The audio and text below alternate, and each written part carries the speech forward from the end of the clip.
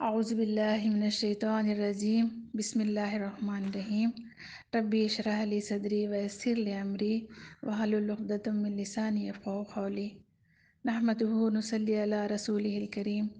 السلام علیکم ورحمۃ اللہ وبرکاتہ۔ الحمدللہ، آج ہم اور آپ سب ایک اہم موضوع پر گفتگو کرنے والے ہیں، وہ ایک سجدہ تو گراں سمجھتا ہے، ہزاروں سجدوں سے دیتا ہے آدمی کو نجات۔ الحمدللہ، اللہ کا لاکھ لاکھ شکر ہے، یہ نمازیں، یہ رکوع، یہ سجدے، یہ معمولی نہیں ہیں، یہ سجدے معمولی نہیں ہیں، یہ سجدے معمولی نہیں ہیں، یہ انعام سجدے ہیں۔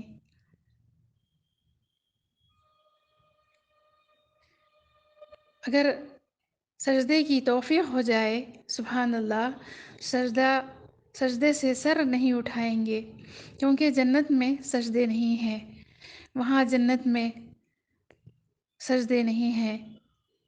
جنت کے نظارے دیکھیں گے، چاہیں گے، دل کرتا ہے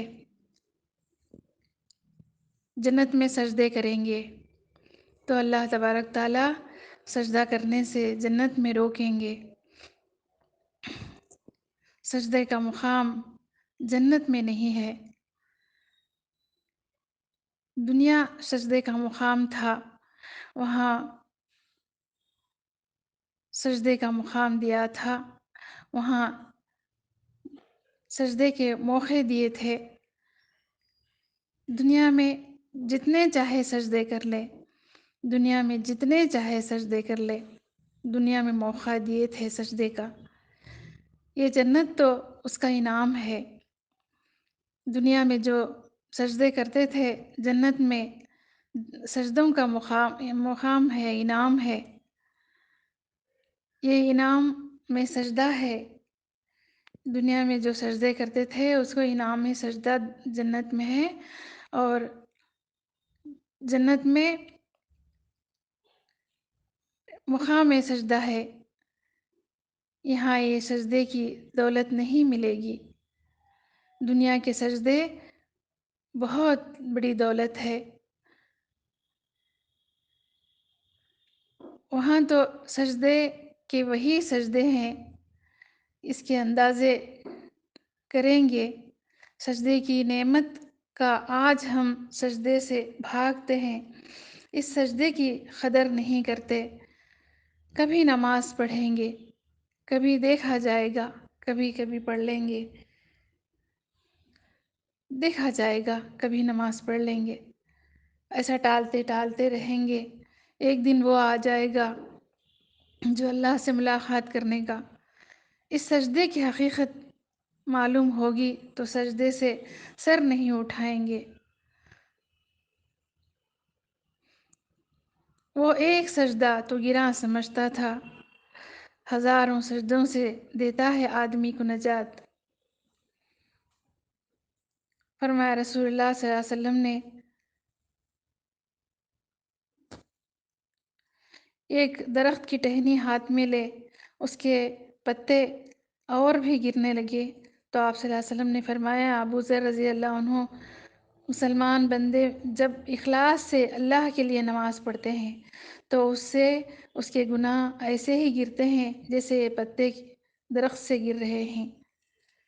سردی کے موسم میں درختوں کے پتے ایسے کثرت سے گرتے ہیں، بعض درخت پر سے اور بھی زیادہ گرتے ہیں۔ نبی کریم صلی اللہ علیہ وسلم کا پاک ارشاد ہے، اخلاص سے نماز پڑھنے کا اثر بھی یہی ہے کہ اس کے سارے گناہ معاف ہو جاتے ہیں۔ گناہوں کے لیے نماز ایسی ہے جیسے درختوں کے پتے سردی کے موسم میں گرتے ہیں۔ آپ صلی اللہ علیہ وسلم نے قرآن کی اس آیت تلاوت فرمائی، اقیم الصلاۃ طرفی النہار، تلاوت فرمائے، جس کا ترجمہ ہے، قرآن کی نماز کو قائم کرو، نماز کو قائم کرو دن کے دونوں سروں میں اور رات کے کچھ حصوں میں۔ بے شک نیکیاں دور کر دیتی ہیں گناہوں کو۔ یہ نصیحت ہے نصیحت ماننے والوں کے لیے۔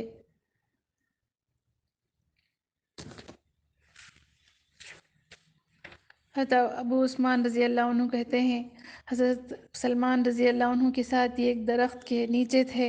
انہوں نے اس درخت کی ایک ٹہنی خشک ٹہنی پکڑ کر اس کو حرکت دی، جس سے اس کے پتے اور بھی گرنے لگے۔ پھر مجھے کہنے لگے کہ ابو عثمان، تم نے مجھ سے یہ نہ پوچھا کہ میں نے یہ کیوں کیا؟ میں نے کہا بتا دیجئے۔ تو آپ صلی اللہ علیہ وسلم کے ساتھ ایک درخت کے نیچے تھے۔ آپ صلی اللہ علیہ وسلم نے درخت کی ایک ٹہنی خشک ٹہنی ہاتھ میں پکڑ کر اور گرنے لگے تو اس سے فرمایا، مومن کے نماز کے ذریعے سے گناہ ایسے جھڑتے ہیں۔ انشاءاللہ تو ہم نماز کے ذریعے سے توبہ اور استغفار کرتے رہیں گے۔ اللہ تعالیٰ ہمیں دن میں 5 وقت صحیح سے ہمیں نماز پڑھنے کی توفیق عطا فرمائے۔ آمین ثم آمین۔ اللہم لا تسلط علینا من لم یرحمنا ولا یخافک فینا۔ اے اللہ، اے باری تعالیٰ، جس کے دل میں رحم نہیں ہے وہ ہمارے پر مسلط نہ کیجیے۔ اللہم لا تجعلنا قوم الظالمین۔ اللہم لا تجعلنا من الکافرین۔ اللہم لا تجعلنا من القوم المنافقین۔ اے اللہ، اللہم لا تجعلنا من القوم الحاسدین۔ سبحان ربک رب العزت عما یصفون، سلام علی المرسلین، والحمد للہ رب العالمین۔ جزاکم اللہ خیر فی الدنیا والآخرہ۔